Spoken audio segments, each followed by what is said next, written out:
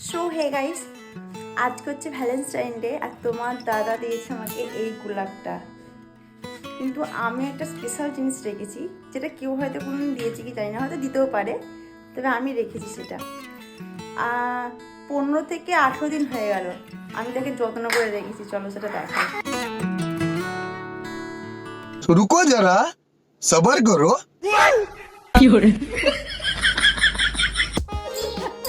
এই আলুটা থেকে গাছ বেরিয়ে গেছে। চলো দি। Happy Valentine Day. Happy Valentine. আমাদের মতো দেখো, আমি দিয়েছি কত সুন্দর বলো। এটা একদম ইউনিক একটা ভালোবাসা। এ নাও। এটা সচরাচর দেখা যায় না, ঠিক আছে? তো আমি আমার- জীবনে প্রথম এরকম ইউনিক একটা গিফট পেলাম।